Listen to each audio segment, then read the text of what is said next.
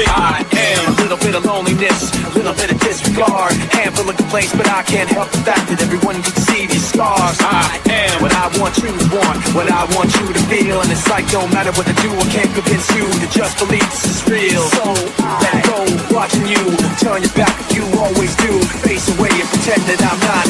I'll be here 'cause you're all that I got.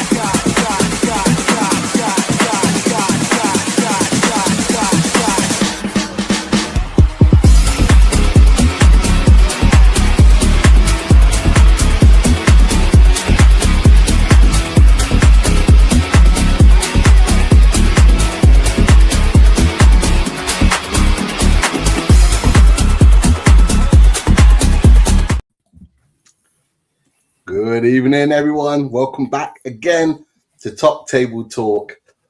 We're here to discuss all things Premier League and maybe a bit of Champions League as well tonight. And we've got the panel here to do so. We've got us boys unloaded. Of course, we've got Wolfie, Price Fans TV. We've got Charlie, Blue Brothers CFC, and we've got Jamie, Liverpool Chats TV. And welcome back, Jamie, as well. We've not had you since the new year. I know you've not been on for a while, but great to have you back on the panel, mate. Dan United will be here shortly. Possibly Adam. He did say, though, Adam, he did say result depending from Monday night. So I don't know. He's got a stoppage time overhead kick worldie, so he should be here. I think he was expecting a win, though, from the sounds of it. So I'm not quite sure on whether... Let's be real. None of us on 12 man yesterday knew they were playing. No, we actually didn't. You know what? It was probably about an hour and 20 minutes in when you mentioned it, and everyone was like, "Why did I just get an alert?"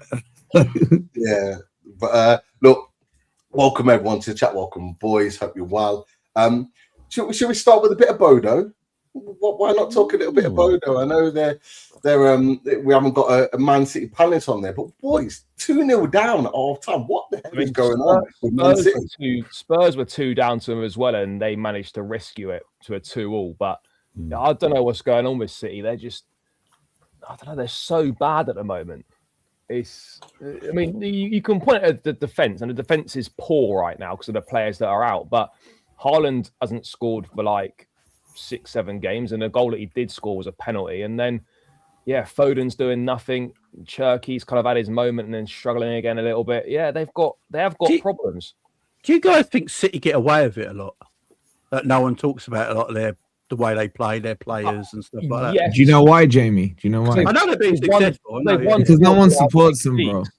They've won 4 of the last 6 leagues. So that's why they get away with it. Yeah, I mean, they do get criticised, but I agree with you to a certain extent. If they hadn't won what they'd won over the last few years, I think there'd be a lot more criticism on them. But the fact they've had so much success, won the majority of the leagues and whatnot, they do get, I don't want to say they get a pass, but there is a bit more of a, I suppose there is a bit more Charlie, of a pass. you're going too deep into it. Like, I would never want Man U to win the league because I know too many Man U fans. I'd never want Spurs to win the league. Not that it's ever going to happen because there's too many.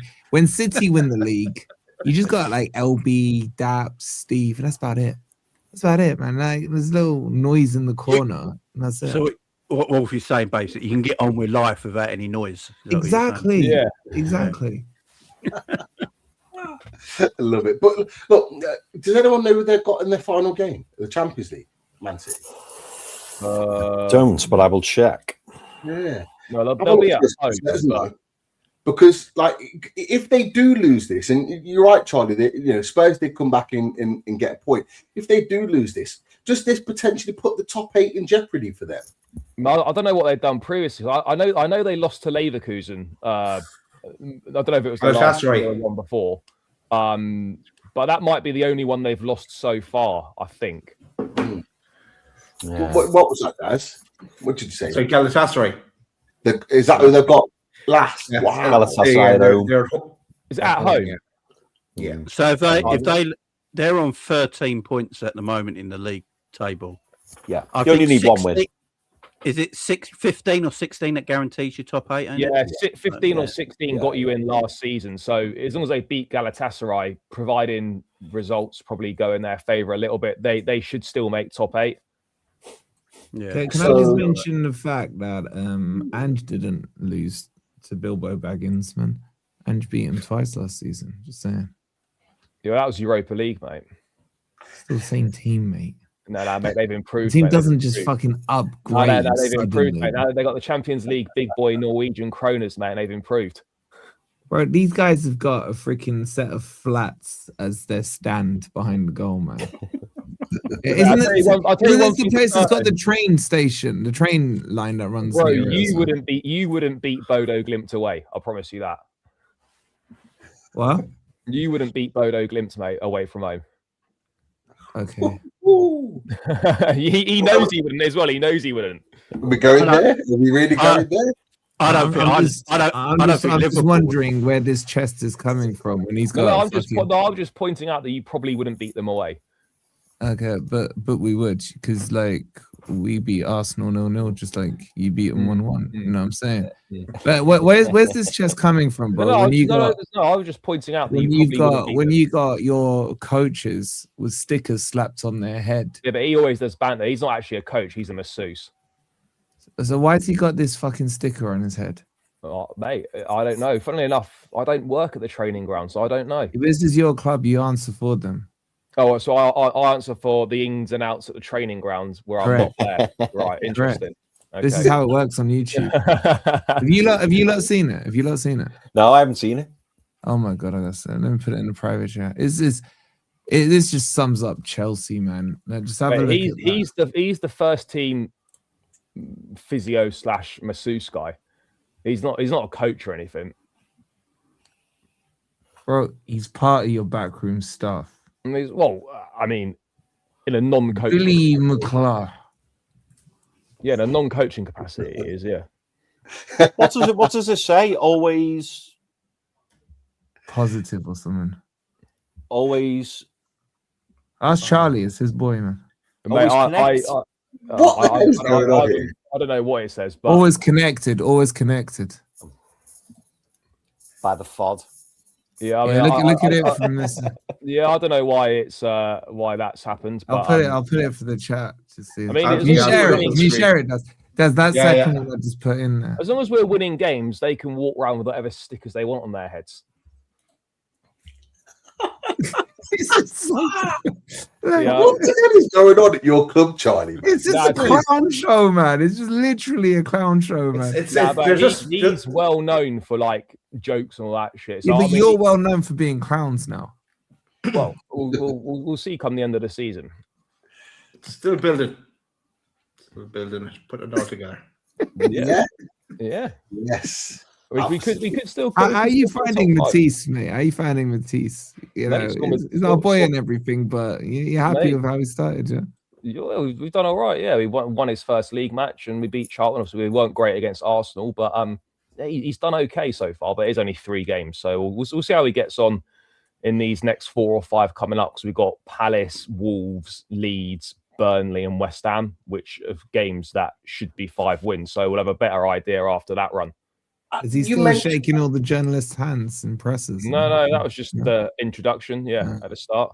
Am I wrong, lads? And I'll put it out there to all of you. Am I wrong? You've just said those fixtures, Charlie. And you said that to me. You said that to me last night when you mentioned your fixtures. Just say those fixtures again. We've got Palace away on the weekend. Nice. Then we've got West Ham at home. Draw. And then we've got, I think it's West Ham, Leeds, then Wolves away, then Burnley at home. Lost. Am I wrong in thinking that they should be in the top 4 by the end of those run of fixtures? Should be, yeah. We should be. Yeah. That should be 5 wins, or a bare minimum 4 wins and a draw. We shouldn't be losing any of those games. The home games, West Ham, Leeds, and Burnley, that has to be 3 points. Palace away is interesting because at some point they are going to win again. We just got to hope you're not that club that it happens with. And then you go away to Wolves, where we've already beaten Wolves away this season in the cup, but they're obviously a bit better than they were then. But it's still a game. It's still a game you should easily expect to win. So yeah, for me, that's got to be 15 points really. And then yeah, you should be in 4th place by that point. But obviously, we kind of know that football don't really work like that. No. Am I wrong, Pete, in thinking that after 2 billion spent, they should be in a title race? If you spent the money correctly, yeah. isn't that what we've been saying for the last 5 months, Wolfie, though? I don't know. I just want to know if I'm wrong in thinking that because Charlie. No, thinks you're not. No, you're not wrong in thinking that because purely on money spent, yes, we absolutely should be. But then you've got to spend the money correctly, which has not been done. So if you're purely putting monetary value on it, then yeah, sure, I agree. But and you're going and doing it again with this jacket guy, man. Well, I don't think we'll pay the money for him. I don't think we'll. I think we'll end up reverting to someone else. I think it's quite obvious that I don't know. Are you going to get a centre back this transfer window? I hope so. But with us, you just never know because they do this all the time. They pretend they're interested in someone and then they know full well what the price is, but then they wait and wait and wait, thinking the price is suddenly going to come down as if we've got some sort of leverage. And we haven't got any leverage in this conversation at all. So for me, like if he's the guy you want, then just pay the money for him and just get on with it and stop wasting time. Well, you definitely need a sense about that for sure. But we need a sense about big time, yeah. But yeah, it's whether you want to pay that 60 odd million euros that they're quoting you. But Ren don't pay. They don't let players go for cheap. No, they don't. Before. They don't let players go for cheap. But boys, I'll kind of put it out there for you guys. Obviously, Chelsea win at the weekend against Brentford. Would you say it was comfortable? Absolutely not. If we'd lost that game 3 or 4-1, it wouldn't have been unfair whatsoever. They were guilty of missing a number of very, very good opportunities. Sharda missed a one-on-one in the second half, which he should have scored. There was one in the first half where he sat Chalobah down and he's in a great shooting position, but for some reason he decides to pass it. That was so bad, man. That was and then obviously they hit the post. I think with Janelt in the first half as well. So that's 3 very good chances where they should have put us to the sword, but they didn't. And we had 2 moments where we took advantage. Obviously, João Pedro with a great strike. It's a bit lucky in the build-up. Enzo blocks the clearance and it falls to him in the box, but it's a really good finish. And then Delap's alert to win a penalty and Palmer sticks it away. We didn't really create very much outside of that. Garnacho should have scored, obviously.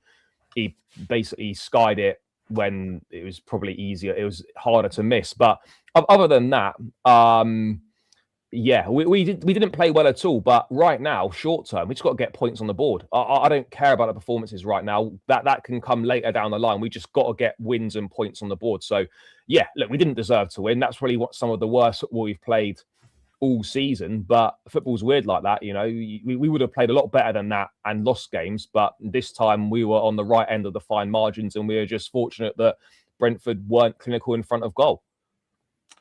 Jamie, I'll come to you on this one. I've spoke to Charlie about this before. Should we be talking more about Cole Palmer? I know he scored a penalty at the weekend, but for me, I'm not seeing these world-class performances that people in the media keep telling me about with Cole Palmer.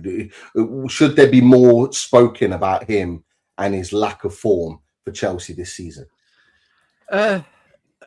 I feel like when it's English players, they get more benefit of the doubt than a foreign player in the media. There's no doubt about that. But Cole Palmer's a very good footballer. I just think when Cole Palmer's in his stride and he's having, and when he's playing to the top of his game, he's as good as anyone there is around. But with Cole Palmer, it's always a consistency thing, ain't it? And that's all it is. It doesn't mean he's a bad player or a world class, but he's just a very good player. I think. When Cole Palmer's at his best and he's good, he's got world-class form. And I think we contribute world-class form to world-class players. You can have world-class form by being a very good player, but it doesn't mean you're a world-class player because it's a consistency thing over time. And Cole Palmer's not showed that yet, but he's a quality player. I just think we all go over the top about players and don't let them breathe and just don't let them play and just see what they do. I think everyone's very quick again. He's had 20 good games. He's the best in the world. You know what I mean? Just let them play, man. Just let them go out there and do their thing. Cole Palmer's an extremely good footballer, right? And I'll just leave it as that. I just, he's the best 10 in Europe. He's the best this in the world. Look, when he's at his best, he's quality. But when it's like Cole Palmer's got no in-between at the moment. When he's great, he's great. And when he's average, he's average. There's no, doesn't seem to be a middle ground. But he's still a young footballer. I think people just go over the top about stuff. Yeah, man. I mean, look, it's fair to say that his performance has not been good this season, because they haven't. You know, he's missed virtually the entire first half of the season with this groin problem, and you can tell when he's playing that he's still not right. Yes, he's got a couple of goals. He wasn't very good against Brentford. Second half, when he went out to the right hand side, he did grow into the game a little bit more, and it's a fair conversation to have that he's not played well this season. And we need to see more from him. Rosenior, that's one of the. I mean, apart from sorting us out from a defensive standpoint, how to get the best out of Palmer is at the top of his to-do list, because at the moment he is struggling. But if we can still get results and still win games when he's not playing well, then that's going to bode well for us. But yeah, look, he's not been good, but I can just tell when he's playing, like, he's not fit. That groin thing is still causing him problems. We're still managing his minutes, and when you're always playing, like, it's like cat and mouse with when you're managing a situation, you're always trying to stay one step ahead of it, and you just sort of know at some point it's going to come to a head and he'll end up missing a few more games, and it's like, oh, well, we'll miss this game, or we'll miss a couple of games, let's try and let it recover a little bit, and then he goes again. I think the reality is that if the World Cup wasn't this summer, I think he would have had the surgery, and then he would have been back by now, and the situation could be different. So yeah, just got to hope, you know, he continues to build his match sharpness in the minutes that he does get, and Rosenior can find a way to get more out of him. That means pushing Enzo higher up the pitch, playing Palmer on the right, and having the pivot of Caicedo and Santos or whatever behind him. Then we got to try a few different things. Yeah, definitely. You've still got a little bit of work to do. There's still big question marks around the manager, and I think these next 5 games that we've just talked about are absolutely huge for Chelsea, because this will be the first time that this manager would have had real pressure on him. Anything from Chelsea about Chelsea, Daz, Chris, before we move on? Any of your thoughts about the new manager in post? Anything that you've seen from watching them? Cole Palmer, feel free to jump in on that discussion. What are your thoughts with regards to Chelsea as it stands right now? Nothing for me, really. I reckon they kick on, and with the fixtures Charlie mentioned there, I think they have a good chance of putting some points on the board. But let's see how it plays out for them. Yeah, I mean, for me, like, Chelsea are going to be an interesting one this season, because the senior's kind of come out the blue, hasn't he? And I know obviously he's done well at Strasbourg, and he was coaching for a little bit at Hull, but I don't know. I'm not convinced. He's come in and he's almost, and this is probably me giving him a huge compliment here, he's come in and he's almost like he's trying to be a little bit Mourinho-esque, isn't he? In terms of, you know, having all these ideas and his approach and the way he's going to, you know, deliver things for Chelsea and kind of be this new modern manager. But it'll just be interesting to see what happens if the results don't follow. Obviously, the win against Brentford was big. You know, he needed that in his first home game. He needed to get those 3 points. But it's the jury is still out, and I'm sure Charlie will agree that as well. You know, unless he, you know, really follows up with all these lovely words and phrases and things like that and concepts that he's going to be bringing, he needs to follow it up with results. I don't know how well that's been received at Chelsea, Charlie. So you'll have to tell us that in terms of like what the fan base are thinking of him, because I know from the outside in, you know, people are a little bit like, you know, this guy's talking, you know, like he's already made it, like he's won a couple of Champions Leagues in, you know, different countries. So I think that's interesting. But in terms of Cole Palmer as well, my mate who's a Blue, he's an Everton fan. He absolutely waxes lyrical over Cole Palmer. And don't get me wrong, I think Cole Palmer showed that he's a talented lad, but there is something off this season. It's blatantly obvious there's something off. And I think he, like many others, not just him, but he, like many others, is flattering to deceive. But we've seen that across the Premier League, boys. You know, you only have to look at the likes of, you know, Salah. You have to look at Gordon for us. Like that stat that came out the other day saying Gordon hasn't scored an open goal in like over a year. A goal from open play. It's crazy. But I hadn't really picked up on that. I know that we talk about the fact that he scores penalties a lot. We know that. But I didn't realise how long that was. Then you add into it, you know, the likes of Phil Foden, the likes of Jude Bellingham. The list goes on. And they're all players who aren't performing at that peak. And so questions will be asked, and understandably. But how often, boys, have we said this season? I know you boys have been saying it on 12th Man when you've been on with Potts. Like, the league's been so poor this season. It's been really, really poor. And that's across the board. I include Arsenal in that. Like I watch Arsenal and I don't watch Arsenal and think, who's going to win the league? I watch Liverpool all the time. And when I've previously watched Liverpool, I've gone, wow, Liverpool are good though. We might not like them, but Liverpool are really, really good. Honestly, I've watched pretty much every game this season, and not once have I thought Liverpool are brilliant. But I'm not going for Jamie. They're not. They're not. In terms of Man City have fought it, Arsenal have fought it, Tottenham have fought it, Man United, us. Nobody's hitting that form. So is there a more wider issue? I think it's boring as well. I know I shouldn't really be saying this as we're on a panel trying to hype the chat up. You just won 0-0 as well, mate. You can't be saying. I just won 0-0 as well. You know what I'm saying? You can't be coming with a boring chat. It is boring, man. Like, it's bad. I was saying to Pete yesterday, I was like, the only entertaining game I've seen was you against Leeds. Yeah. That was a great game. The quality. I reckon, because everyone keeps talking about how competitive the Premier League it is competitive because everyone's crap. Yeah. So if everyone's crap, you'll go have competitive games because everyone's at a similar level right now. And Arsenal, what Arsenal have done to their credit is they are the most consistent team in the league. They're the least crap. Liverpool, and I said this about Liverpool last year. Liverpool were the most consistent team last year. Didn't mean we're just the most consistent team, and we won the league because of it. And the league was crap last year. Look how crap Arsenal and City were last year as well in competing. So, the league. I haven't seen many very good. Has anyone really seen 5 really good games of Premier League football this season? No, because there hasn't been one. That's it. That's sad, ain't it? That's sad. Why did I get hammered for that yesterday?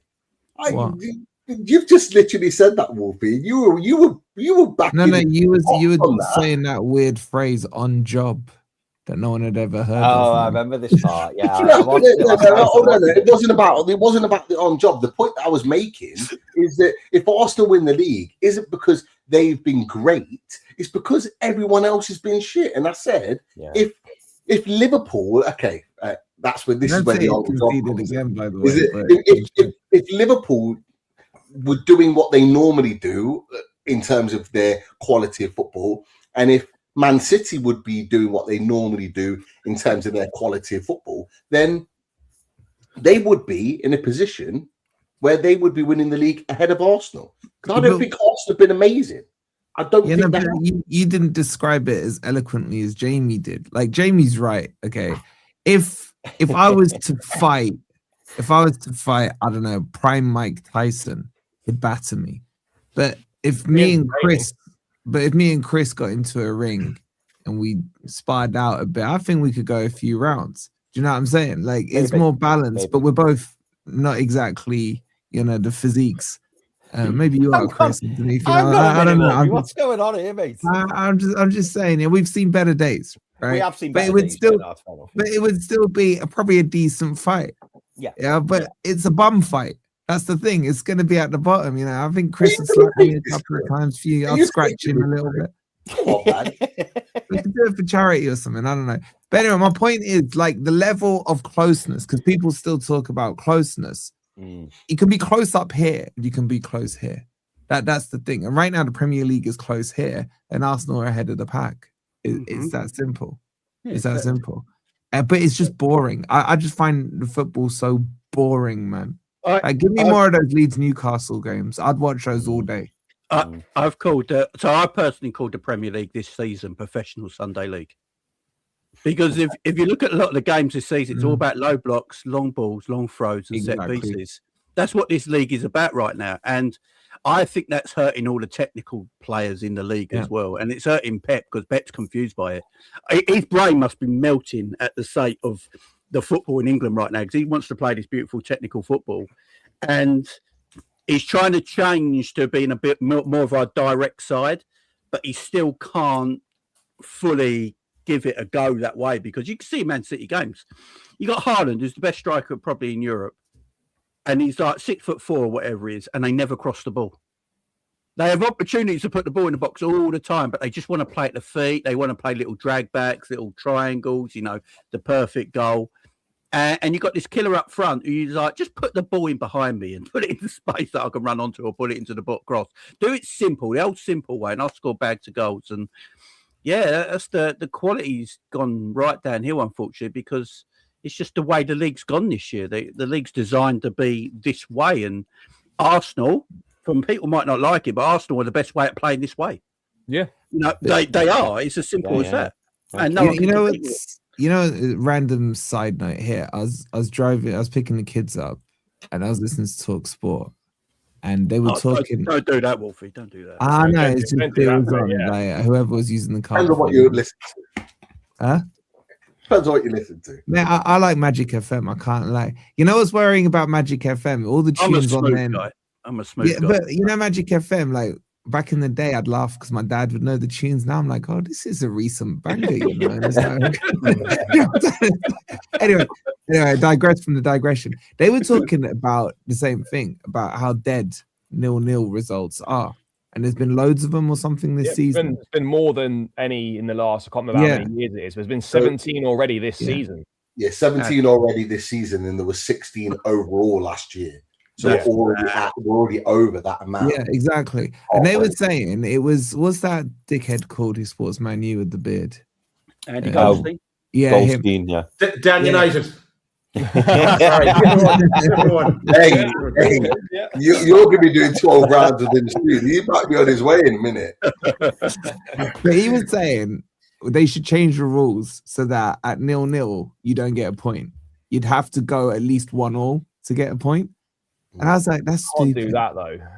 I said that'd be the same as a loss. But then it got me thinking. I was like, all right, what if you changed it to a score draw is 2 points and a 0-0 is Goalless 1 draw is just 1.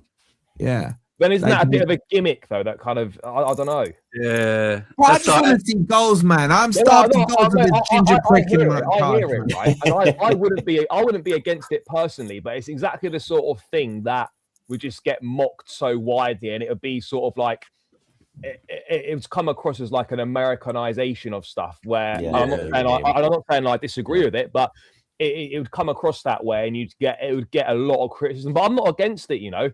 Like if you want to try and get the games a bit more exciting. What a goal! What, City? 3-0. Is it 3? What a goal, man! Sorry, my God, he's absolutely smashed that in, man. This should have been 5-0 already. Yeah, they had another one disallowed. Was ruled out. Yeah, Pep's leaving, man. Pep's leaving. Genie's saying the same. What a goal! Pep's leaving. He's absolutely banged that in, man. Big Do bad you think the league follows its leaders every year? So you know when Pep came to City and brought the that technical, tiki-taka style football, and everyone tried to copy it and get technical players and stuff like that. And then Klopp came along and done that gegenpress, and then everyone wants to press and have attacking fullbacks.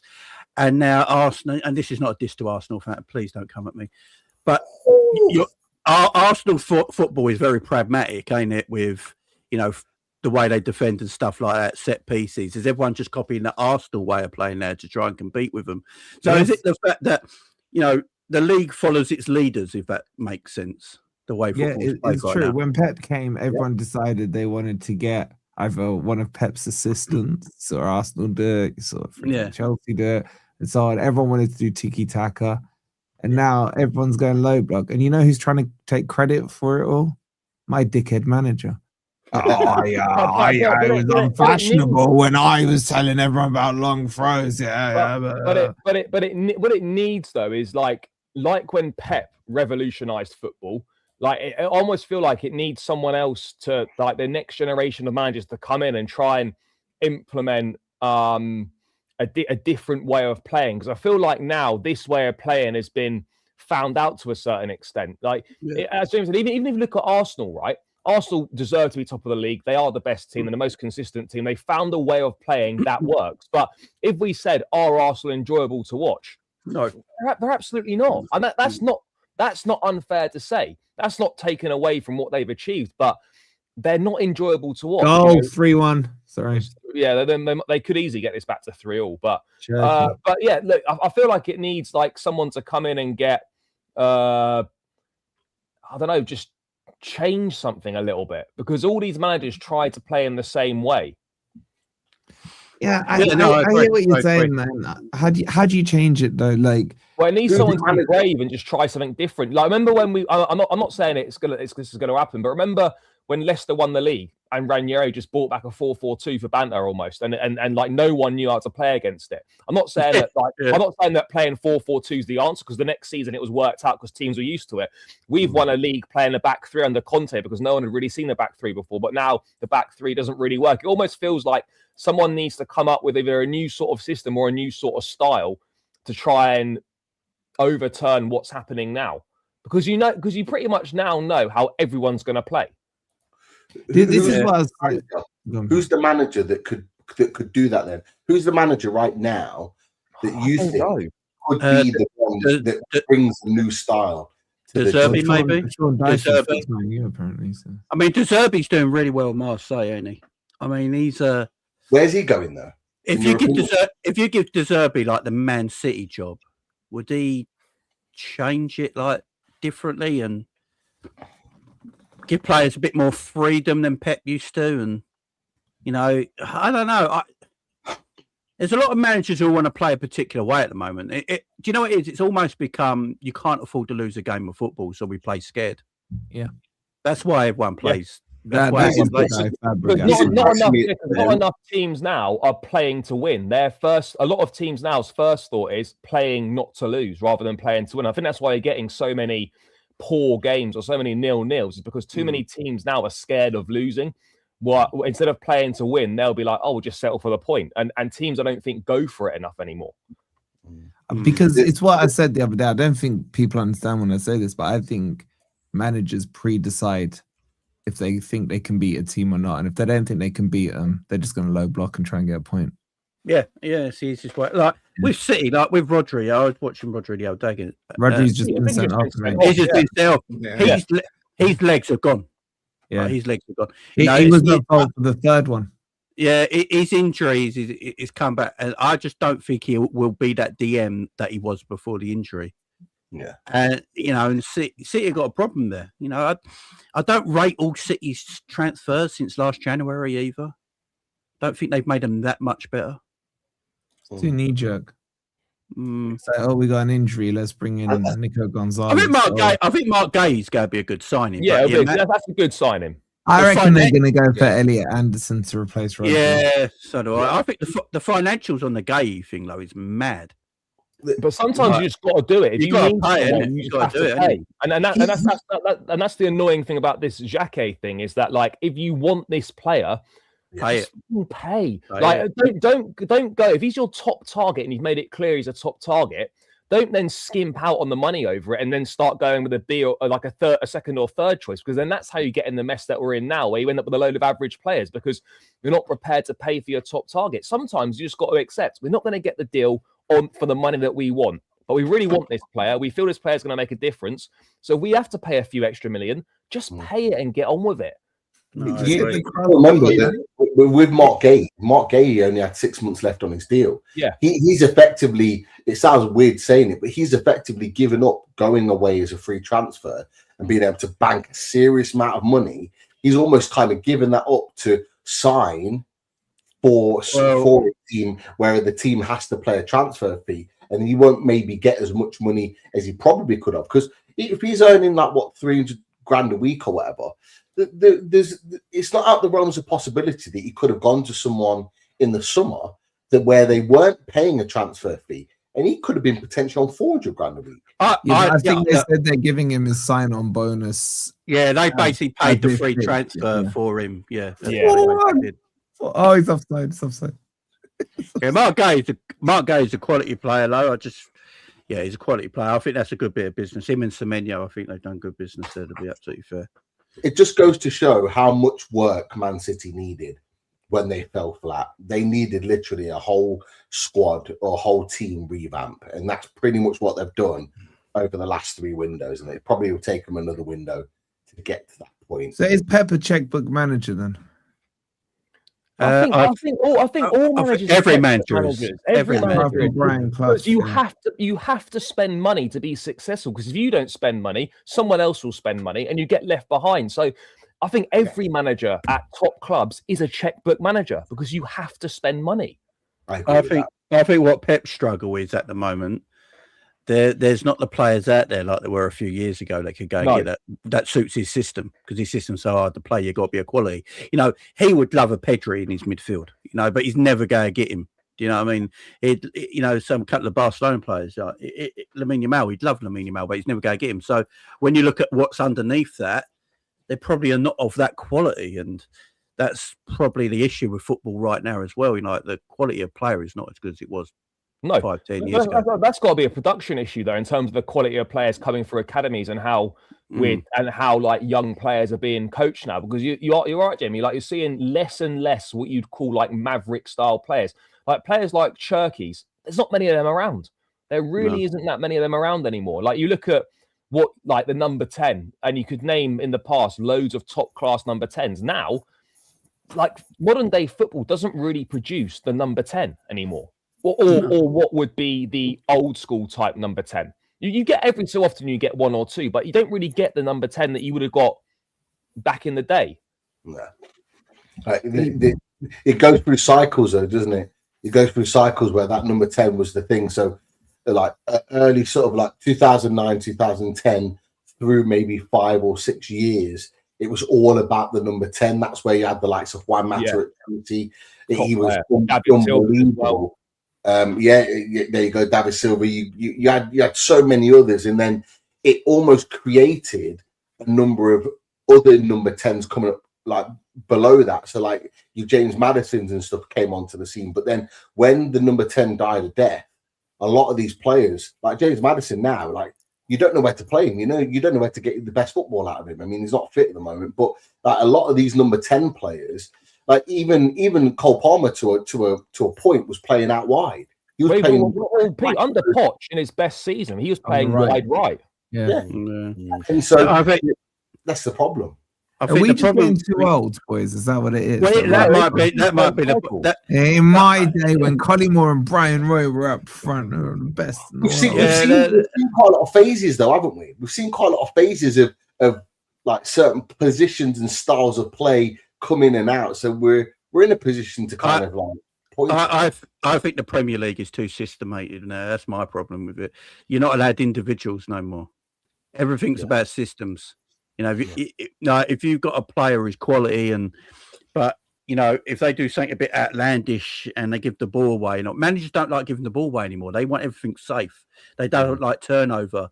So you lose a lot of these entertaining players because of that, and that's why, you know, the league is what it is at the moment. That's why some average players can look really good in this league. If you've got power and pace, you could be a Premier League player right now. I'm telling you.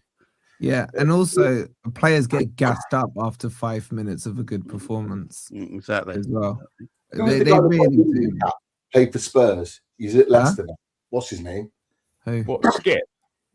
Not Skip, the other one. Wings. Yeah. He's a classic example of the possession player. Because he was getting 100% pass accuracy for playing sideways, playing a 5-yard pass here and there as a defensive midfielder, got him a good number of England caps, which was just an absolute joke because as a player he was absolute garbage. He was garbage. He's still at Leicester, isn't he? Yeah, he's still at Leicester. Yeah. I hope he stays there for a long time. As long as he stays there, they're staying in the Championship. That's exactly where I want them to be. On Jamie's thing where he said if you got pace and power, you'd kill it in the Prem. Yeah, Exhibit A. That's the point. I think like someone like Semenyo, for example, is a prime example of that. You know, he's pace, he's power, and he's kind of ideal for the Premier League right now as it is. Like he's not a Man City, he won't be. No, but wingers like that struggle against the low block, bro. But wingers like that never used to be kind of successful. It always used to be them touchline wingers that were pacey, direct, one-on-one, skillful, like your Arjen Robbins, like Damien Duff's what we had and stuff. But he don't have any dribblers anymore. But now, though, you look at it, right? How many wingers are like seriously good 1v1? There's not many. Not many. Hey, if you look back in the day, you had Ginola, you had Kinkladze, you had who else? Those kind of players. Robert, yeah. Oh, what a player! You know what I'm saying? Like, we had like Brian Roy, we had Lars Bohinen. That the the dribblers in the Premier League. Like our process since Hazard, have we seen a really good dribbler in the Premier There's not League? been a player like Hazard since. No, what I think Shirky's probably good closest you've probably got right now. Maybe. Yeah, It's in terms so of a 10, rare, yeah. man. Yeah, It's so rare. Like, it's boring. Alan Saint-Maximin, Ben Arthur. Yeah, like Yeah, Ben but Arthur even was- I know Ben football, Arthur like, was you class. know. But Oh, even Ben like, Arthur I liked. do you remember Oh, back in? it was It's not that long ago, but like when Yannick Bolasie was at Palace, Yeah. what a guy! Baller. Yeah, him. Even early days, Wilfried Zaha. You know, players like that, Zaha, Bolasie. Don't say that name to D. who's the guy at Everton that's pretty decent? I Oh, can't remember his Njai. name. Iliman Njai. Njai. Yeah. Yeah, It's quite decent. It's quite decent. but there's not many of them. No. Do you think young players coming through in the last 5 years are better than yesteryear? No, No. I don't think they are. No, Because they're look overgassed. at the players They're coming overgassed. through now, right? And like I mean, look, I'm sure Liverpool produce good players. They've produced Trent, they've produced or whatever. We produce constantly very good players. I'm sure Newcastle, to an extent, you know, they want to get the academy better, but they've produced one or two. Lewis Miley now, for example. But you look at the players that were coming through academies to the players coming through now. The quality of football being produced in an academy is nowhere near where it used to be. Because you know what the No. difference is, Charlie? Like those academy players used to more so go to like championship clubs, League One clubs, and what have you. You'd have a lot of them, and then they would get worked back into the teams. If you look at that, I don't think players teams are using the academy players properly. Like a good example of it for me is Saliba, who got loaned out for, was it 2 Yeah, seasons? 2 years. Went back to French St. league? Etienne for a year, and then he Yeah. went to Marseille. He spent 2 Yeah. years developing. Yeah, Yeah. you But- kind of but- done it a bit with Santos. But that's a good point though. Is that now because clubs, and my club is obviously the probably the biggest culprit of this. Not probably, absolutely is that normally when you sign it when you sign a young player, normally they'll be loaned out for a year or two somewhere else, and then they'll come back when they're ready. But now, with like players are being plucked out of environments where they're comfortable, and they're being then asked to be they're just being dropped into a Premier League side and expected to deliver from day one when they're not ready to do that. Or if they are ready to do that, they haven't got an experienced player alongside them to help them along. We're seeing it with Kusanov at the moment at City. We've seen it with Lenny Yoro as well. These are young, talented centre-backs that have come over from France, for example. But because there's not someone for them to learn off, like it's causing problems. Whereas if you're a young talented, but like for example, Mosquera goes to Arsenal, right? 20 years of age. He's played at Valencia in the first team, fine. But him going to Arsenal, he's a squad player. And when he does play, he's alongside Gabriel or he's alongside Saliba. And he's got someone to help them. The equivalent of one of our youngsters playing alongside, let's say, Thiago Silva or something. Like those things make a big, big difference. That I was saying this, I think it was on Terry's channel yesterday. I was saying the key difference at the moment is that when we're talking about Chelsea in specific, because I think you could look at Liverpool. Let's just say Liverpool, just pretend Liverpool were where they should be, right? And you've brought in Leone. Leone would be the understudy to learn off Van Dijk and Kanate in front of him. So exactly what you said there with Mosquera. He can come in, and there's Nkapi as well in there. The problem I'm having with Chelsea is that they haven't got exactly what you said, that Silva in front of this young kid coming in to just learn from them. And it's just like, if you look at Forest, when we got promoted, we had like 5, maybe more loanees in there. Yeah, like Jimmy Garner. Look at him now. That's why you had to sign so many players, wasn't it? They were all loanees, weren't they? Pretty much. Exactly. It was crazy amount, man. It was a crazy amount. But it's I have this argument with Liverpool fans all the time. It's like when Liverpool had Fabinho, Gini, and Henderson as our midfield, obviously that won everything. That midfield won everything. But it started to be called the Brexit midfield because it had no creativity, you know. It was just all like, it was there. It was the work. Yeah. I'd have that midfield over my midfield right now. Because they're better footballers. They're better players. Even today, today. Yeah, no, not in their age now. But if I could go back in transport, Henderson's doing all right, you know, bro. Henderson's a better footballer than a lot of the players I've got in my club right now. It's just that when he was about in his prime few years back, he was looked upon as not very good because there were so many great players. Now you look at it now, I think a 26-year-old Henderson in Liverpool's midfield now will be better than McAllister and all that right now. You know what I mean? So, yeah, I just think football's shit. Can we talk about Langer though? I'm going to come back to that in a second, but James just said something that I wanted to come to. So he's just mentioned that his football team is shit. So I wanted to go to Chris, because I want to know what Chris's group chat was like Saturday night when that result came in. Because I've got to be honest, that was the game I really watched on Saturday, Liverpool-Burnley. And I have to say... Why? you know what? Because I wanted to see Burnley win. That's I was watching the game. So, to be honest, Pete, so did I, to be fair. but I have to be honest, Burnley, I thought Burnley played well. Yeah, I thought they defended well. They were dogged. They didn't give in. I just want to know what your group chat was like, Chris, because it must have. I'm assuming it was quiet. Was it?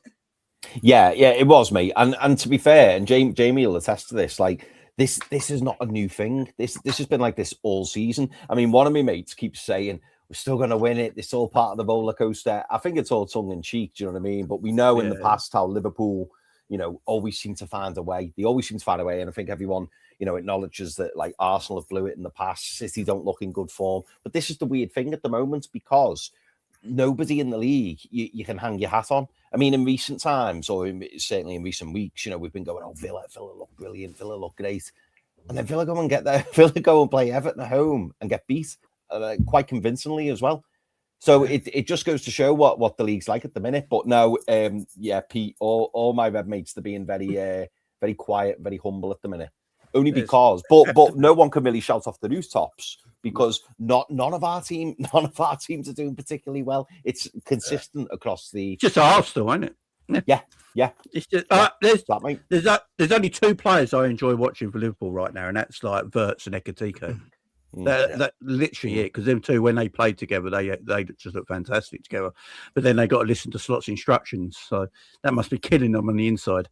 So are you backing Slot, Jamie, or are you no? No, he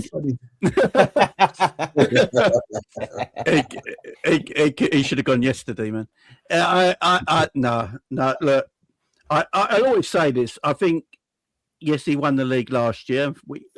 You can always thank someone who appreciate what they did for you. Yeah. It doesn't mean you have to keep them forever. Yeah. So what he did last year was a fantastic thing. Won the Premier League title. He'll always be remembered for that because he equalled Man United with the 20th. So he's never going to be forgotten. Like Rafa was never forgotten for winning the 5th Champions League. So these things will always be remembered. I think Alonso suddenly being available, is one that might fall. Not. I think he'll see the season out probably, but.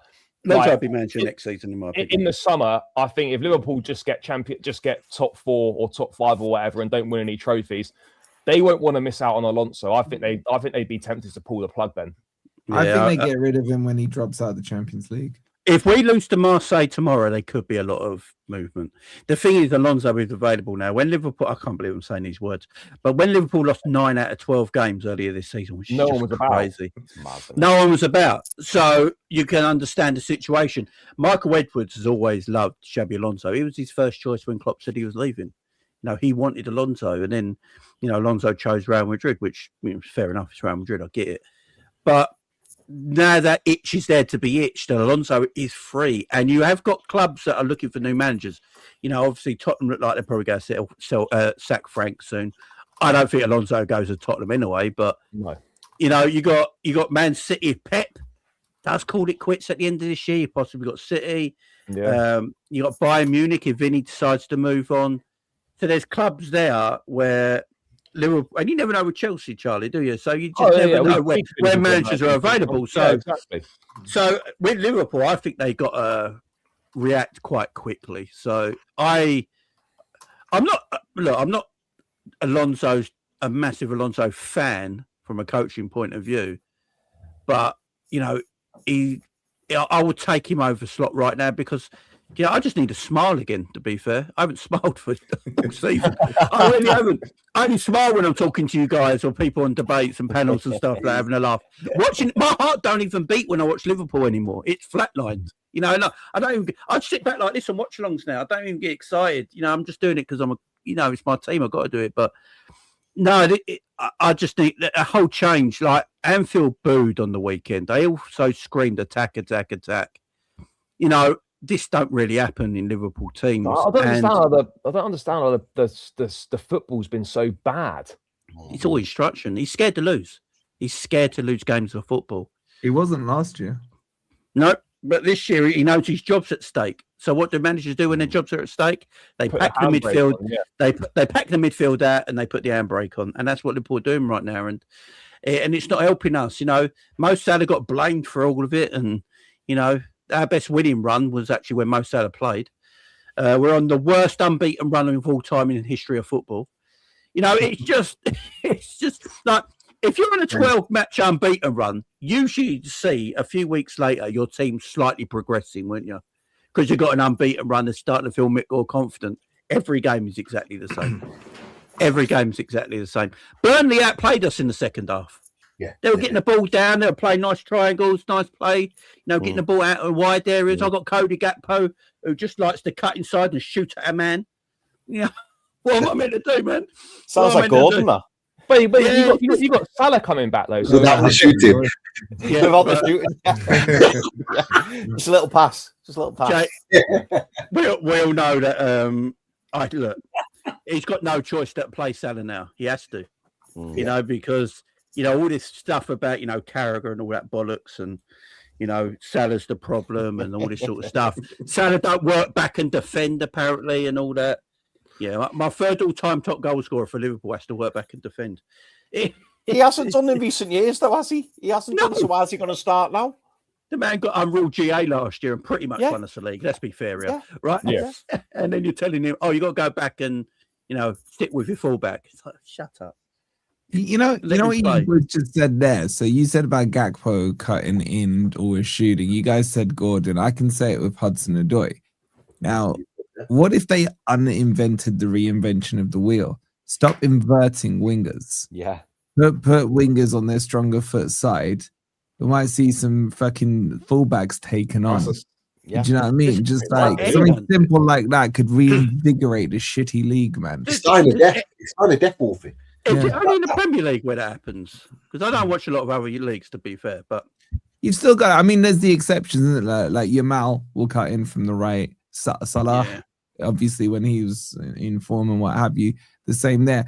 But that is the setup now, isn't it? It's like invert them and let them shoot. And because they can't cross with their weaker foot, they're always going to cut in, and it becomes predictable and easy to defend against. If you're a fullback, try and show them don't just change it, because you're right, Wolf. It is. How many times you watch the league matches this season, and people are just cutting in, and you know exactly what they're going to do. You just show them down the line because they can't do anything on their other foot. I don't get it.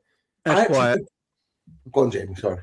That's why I was about to say. That's why a lot of Liverpool fans want young Rio to play at left wing, because at least he will do something different to Cody Gakpo, or Cody Gakpo as we call him. Because he's going to take a fullback on. He's going to go down the line. He's going to use his dribbling skills. He's going to bring two people over to him because one's it's difficult to keep him quiet. So again, when you do that, you create space for other players to get into.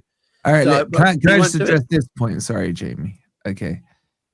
You think I'm waffling? Okay. What you will maybe figure out about Elanga is Elanga thinks he's the most two-footed player in the world. So he's right-footed, agreed. But Elanga was taking corners with his left foot last season just to show the world that he could do it. And they were shit corners, by the way. And he still cuts inside. He does not take on his fullbacks. That's the thing. When he did, we would score goals. And that's when it worked. When Elanga would go down the wing and take on the fullback or on the counter-attack and then cut it back for Chris Wood. Simple goals. The thing is, I think all these managers just overcomplicating football. What's happened to just getting to the byline and cutting it back and the exactly, bro. That's how you score on FIFA, man. Bro, you don't see any. You hardly see any cutbacks anymore either across the box. People still want to be Ronaldo and Bale. This is the problem. Like, you go back to the early sort of the late sort of 2000s when Ronaldo was coming onto the scene, and then Bale sort of 2010 onwards. Everyone's still, these young players that are coming through now were young kids watching these guys play football, and they all want to still be them.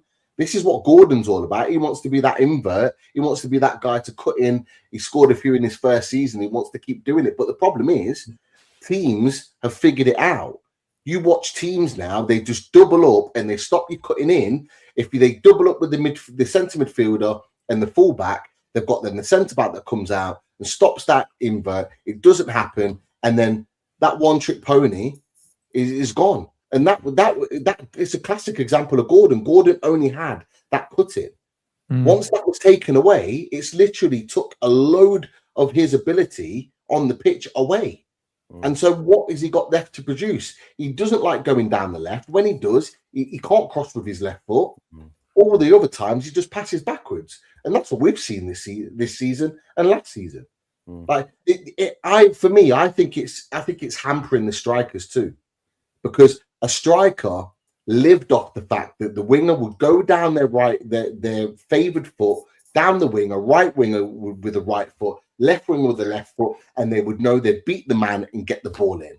So the striker would know to make the run, to be there, to get on the end of it. Now, with the invert, they don't know whether they're going to be crossing it or whether they're going to be taking it down the side, whether they're going to be passing it backwards. It's so hard for a striker to make a run now because they don't know if they're actually ever going to get the ball, which is why Jacob Murphy was a breath of fresh air because he's the old school winger. He just got the ball down the right, whipped it in. He's that last season was getting on the end of it. Bang. He knows where the goal is. He was doing the same with Nick Voltemada earlier on this season. Like that is the way that strikers know what they're getting. And I think the wingers are dying a death with the invert. I think strikers are suffering because of it. Can I just add to that? I don't know if it's game. Wolf, I was just going to say, next time you watch a game, because I picked up on exactly what you're talking about, Pete. Yeah. When the winger picks up the ball, whether it be on the left or the right, how many times are you just thinking, right, drop your shoulder, get to the byline, whip it in, and then you win in a corner?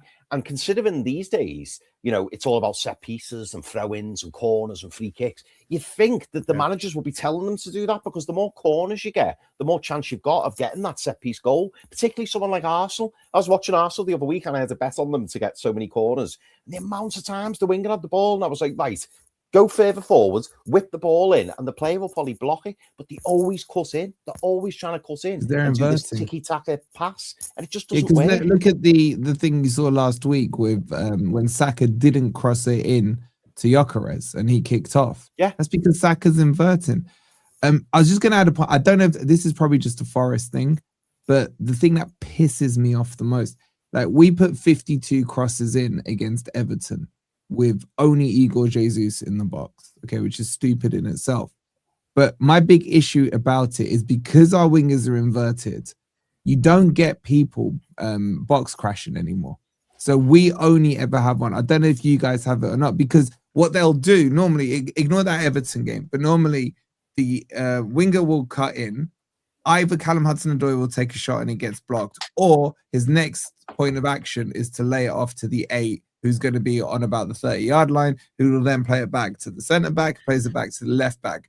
Because these wingers aren't getting to the byline, there's no incentive for an 8 to break into the box and push. So you always end up with one person in the box. Therefore, the appeal of crossing is less because it's 1-on-3 or 1-on-4 within the box. I don't know if it's just a Forest thing, but it bugs the fucking shit out of me. There should be midfielders breaking into the box. Yeah, it happens to us as well. We don't have no midfielders breaking into the box. Just before we move on, the topic, because we were talking about a little bit about Newcastle, and you brought it up, Wolfie, with Alanga. Tell us what do we need to do to get Alanga working, bro? Like, give us some advice. How do we get Alanga playing for Newcastle United like he did for Forest last season? So you'll remember when we were discussing him, when you were signing him and all your chat was telling me Agent Asula and all this bollocks. And I said to you, he's a patchy player. He will go through phases where he looks like the best player in the world, and he'll go phases where he looks like the worst player in the world. Also, I've always said, and I got ripped out of it by the Forest fan base, said he's got no football IQ. He's not intelligent on the ball for me. To get Elanga working, you have to be playing deeper in your own half to create the grass in for him to run. He's not a dribbler. He's not a push and run merchant. He's somewhere in between. He can dribble at pace, but he can't take on a defender, if that makes sense. So his ball could, like Brennan Johnson could kick it 5 yards in front of him and chase it. Elanga can dribble it at pace, but unopposed. So that's where he's at his strongest. If you want him to work, you can't. He would have probably worked with Isak. I know I'm not allowed to say that name on here, but that's the kind of striker he needs in that box. And to an extent, your lanky dude up front, he should be benefiting from him, because it's the only way he works is if you see him have a good game, play him for 4 or 5. Otherwise, bench him. I just think he was overrated at Forest. I think he was overrated at Man U. I wasn't sad to see him go. I said to you, Pete, like we were talking, 35, 40 million, fair price. I think we were agreeing on that. You definitely overpaid for him. I got shit from Forest saying that I thought he was a £35 million player. Yeah. I got shit as well for agreeing with you. And the thing is, for me, where he will work best for you is in the Champions League when you're up against the stronger teams, because you will be slightly more defensive and there'll be slightly more space for him to work into. But honestly, like, I don't know how you say, how do you fix him? I don't think there's anything that needs fixing in him, because this is just him. You will have a phase, probably in about a month's time, when the weather starts to warm up and shit, where he goes on a little streak and you'll all be sitting here saying, this is the Elanga from Forest. This is the Elanga from Forest. 4 weeks later, he'll be shit again. And people just, like, what I'll say to you is Elanga, up until the Villa match last season, which would have been about probably December time, I can't remember off the top of my head, was utter shit. Then from that Villa match, he went on a 6-7 game streak where he was scoring or assisting. And then he went dry in the last 10 games of the season. He did fuck all. And that's just Elanga. That's just Elanga for you. Thanks, Wolfie. So stay in the Champions League until the summer, and we see the best out of Elanga. For a month. Done. Yeah. On that note, I'm going to go look at flooring. I got to say, lads, this has been the most depressing stream I've ever been on. So it's like doing a stream on my channel. You know? Not very good at the moment. This is the problem. Football is not very good for all of our teams. So I said it yesterday. There's only 4 happy fan bases. You'd say Villa, like fully happy. Villa, Leeds, Brentford, if they do have a fan base, and Sunderland. Like outside of that, it's so bad at the moment. I can't. Why you got balloons on your screen? I don't know. We just every 5 minutes. You on a Mac? Are you on a Mac? Last night as well. Are you on a Mac, Pete? Yeah. It just like, if you do that, you get signals. Do you? I've got a Mac. That didn't do that for me. Yeah, just do it right on your camera. If you both do that, you should get fireworks. Really? No, I don't get any. No. Are you sure you have a Mac, Charlie? Yeah. See, there's a fireworks. He's got it. Yeah, fair. I don't. There's some other weird gestures. I can't remember them. Like, it's just random. If you just do that, you'll get 1 thumbs up bubble or something like that come up. So. Yeah. No, I don't know. Yeah. Yours is broken just like your club, Charlie. So. No, mate, I'm glad. I'm glad it doesn't work. Actually, I'm quite happy about that. I think you got to turn them on. All right, boys, enjoy. I'm going to look at flooring, which is more depressing than this. Breaking news: Jack Grealish has suffered a suspected fracture of his foot. He's going to be out for months on end as well. So that must have been yesterday. Yeah, not yesterday. Sorry. Sunday. Yeah, against Villa. It would be against Villa, because he played the whole game. Yeah. Wow, players are just dropping like flies at the moment. This is crazy. Mate, there's too many games. Yeah, it's non-stop, ain't it? You got the World Cup in the summer as well, ain't you? Then you got pre-season, you're back into it. It's just non-stop. And you're gonna have a crazy transfer window in between that as well. I mean, I think that's probably Grealish. Any outside hopes of the World Cup gone now. Yeah, if he's going to be out for 3, what? You're talking probably. Well, it depends how. The thing is, stress fracture. They're weird though. It depends how bad it is. It says, who's it come from? It's Ornstein. Ornstein. Said it could miss months rather than weeks, but he's not seen a specialist yet to confirm it. So it depends how bad the stress fracture is. You're looking at fitness though. What? Getting... Oh yeah. Do you know what it is though? Like sometimes with like you're almost better off properly breaking it rather than having a stress fracture, because stress fractures can be a problem for a long time. Yeah, because you can't do anything till it heals, and you fix it after. Yeah, no cast job or anything. You just wait. Yeah. So you might as well break it, really. Someone should get on his foot and just go like that and make it work. No, but it is true though. Like a clean break would have been actually way better for him, probably. Yeah. There seems to be more injuries now than ever before in the Premier League. Like it's surely like everyone's picking up injuries. Like there's massive injuries everywhere. Games, isn't there? At the end of the day, like this January, if you're playing European football, you basically play 3 and FA Cup started. You're basically playing 3 games a week for the entire month. I mean, by the time we're finished, we would have played 12 games this month. Yeah, it's too many games. It's crazy. It is bad.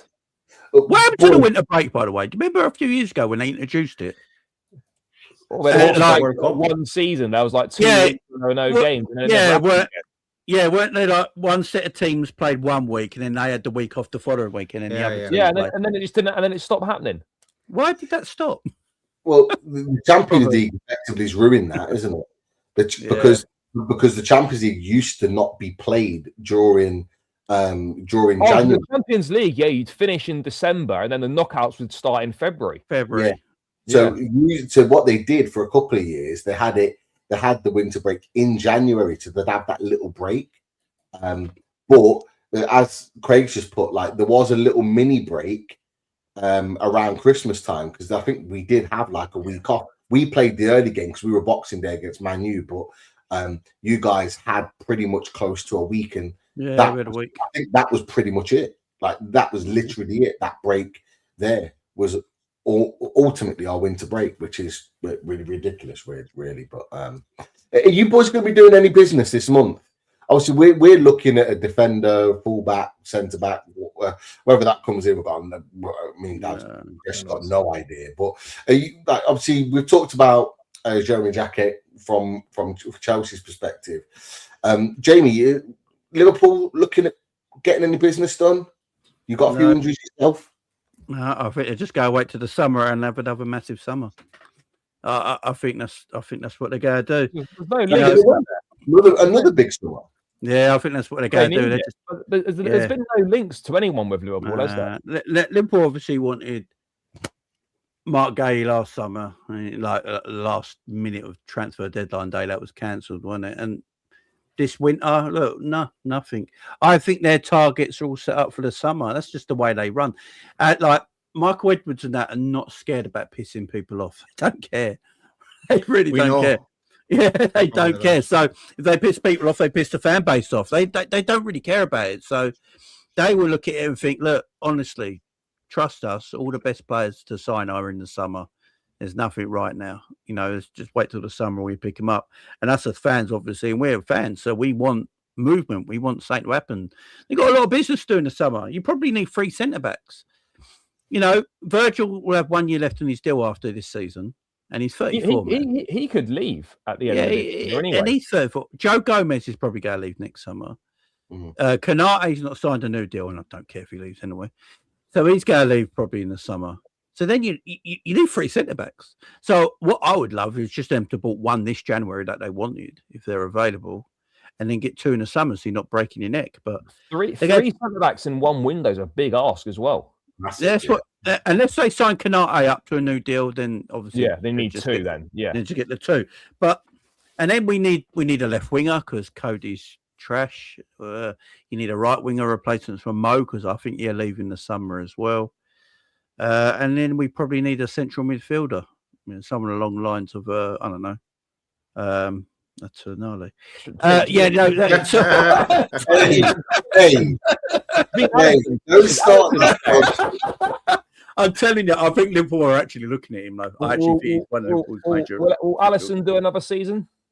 I think Alisson will do 1 more and leave. But we've got Marmadush. In fact, I'd have Marmadush really in goal right now. Ali's not at his best right now, but yeah, I don't mind keeping experienced players around. I think it's very important to keep experienced You have players. to, yeah. You know, to bed in the younger players when they come to your football club, tell them what it's all about, show them a bit of leadership and care and stuff.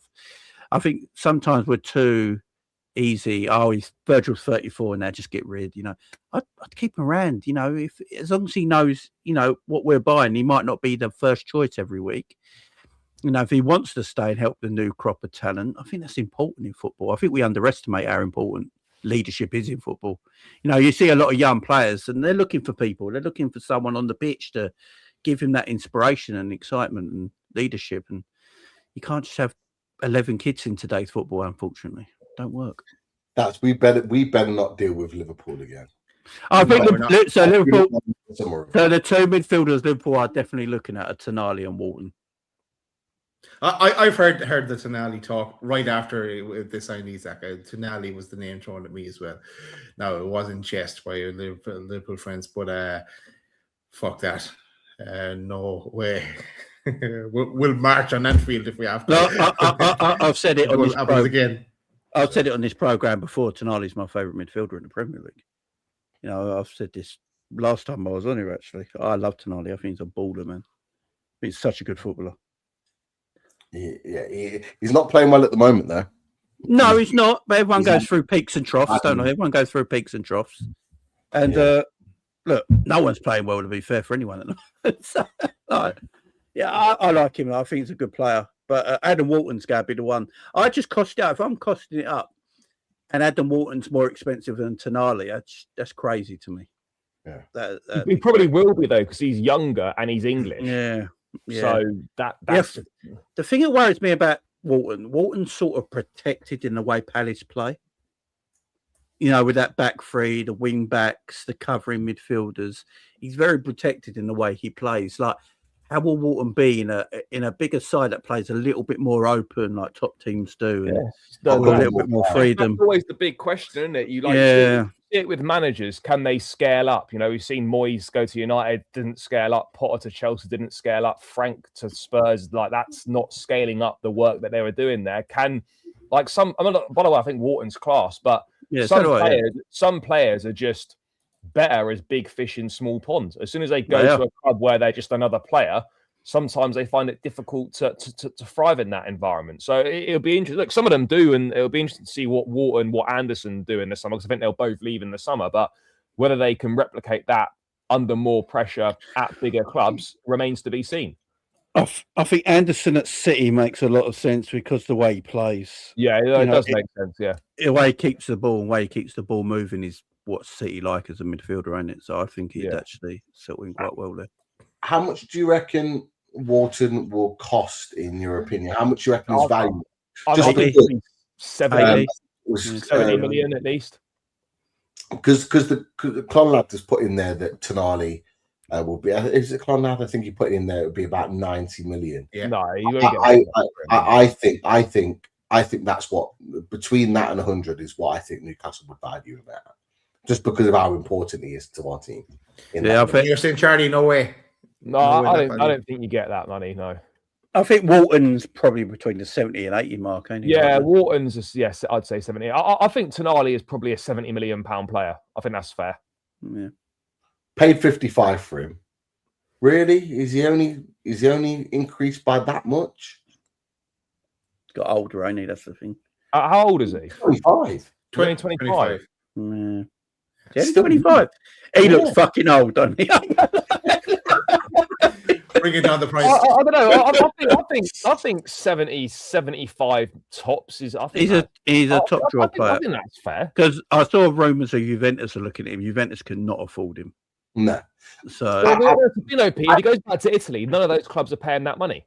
No, but this is why I think this could work out better for Newcastle if he does go back to Italy. Because for me, I personally think if he goes back to Italy, we're not getting 80, 75, 80, 90 million for him. But I think Newcastle would possibly ask for a player in return and do maybe a player trade. That's what I think. You got Yildiz, who's the young attacking midfielder. I think Newcastle would want to try and do a deal with a Juventus or an Inter Milan to take one player over. I'm not saying you're this, I'm just saying as an example. Yeah. One player over to take Brentford's not good. and a little bit of money to be able to do that sort of deal. That's the only way that I think he would go back to Italy. And I think Sandro Tonali knows that as well. He knows the fact that Italy haven't got much money. The fact that we signed him for 55 million because AC Milan didn't have the money at the time. And so... Yeah. Also, I think AC Milan knew what was going to happen as well. Possibly. Yeah. Possibly. Yeah, I think they probably... And that's why... Because everyone thought that was cheap when you bought him in the first place, didn't they? Because, he was a superstar. Yeah, Tonali to play. You could definitely got... Look, leverage with Tonali. There's no doubt about it. He's a proper player, man. Be interesting this summer. There are a lot of midfielders in the Premier League. I think there's going to be a lot of movement this summer. Your Waltons, your Andersons, especially. Definitely. But we'll finish on, lads. Champions League this week. Who have you got, Charlie? Paphos at Stamford Bridge tomorrow night. So Stamford Bridge. Yeah, that should be a straightforward win. Okay. So where are you in the Champions League? So you're I didn't realise you're below. You're on 10 points. Yeah, we're only on 10 points. Less goal difference, so that'll put you on 13. So Chelsea would need to win their next two games. Yeah, they need to win the next two to guarantee top 8. I mean, 4 points depending on result. I mean, our last game's away at Napoli, so that's going to be tough.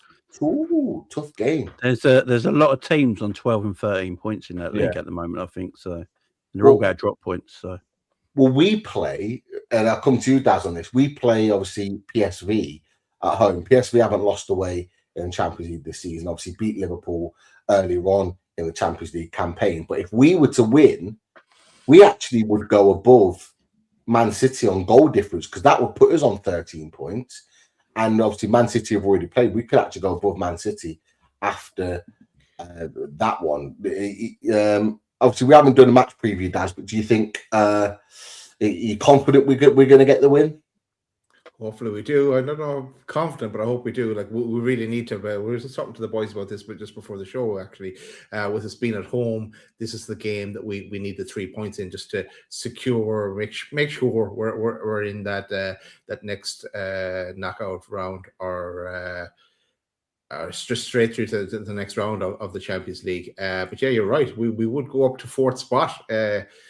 As things stand, if well, there'll be other teams playing as well, so we'll chop and change. Well, yeah, we'd definitely get into the top 8 if we were to win tomorrow. So and then with PSV coming, with us going to PSV the following week, that's a bigger ask for us. I know PSG were. They win their game. They're playing. Let me see. They're playing Sporting today. They're kicking off in 10 minutes. Actually, if they win that, they're through. So they'd be on 16 points. So they may be able to take the foot off the gas for going into the last game. But yeah, we don't want to be going into that last game wanting to try and get something at PSV. That would be a big ask. And with so many games either side of that for us, it's dodgy. Absolutely. And who have Liverpool got in their last 2, Jamie? So we're away to Marseille tomorrow, which is going to be a very difficult game. And then we finish it off at home to Karabakh. So okay, we need a win. Both games will give us 18 points. So, but we win tomorrow, that'll be 15 points. That'll probably see us through. You'd think we get something against Karabakh at home. I don't know, man. I have no idea. Marseille are a good side. They're doing well.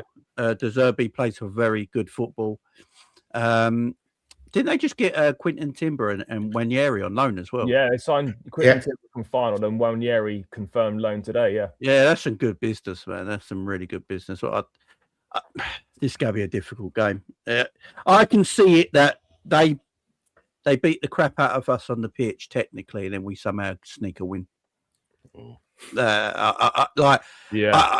outplay us. We're hanging there. Allison will probably make some worldy saves to keep us in the game, and then somehow, Ekitike will get a goal and win us the game. But we look absolute dog turd for 90 minutes. Aubameyang, Greenwood, obviously they'll be bang up for that one. Coming up against Liverpool, so won't be easy. But you're right. Liverpool have that classic get battered and then nick up the other way. and grab a goal and Maybe. seal.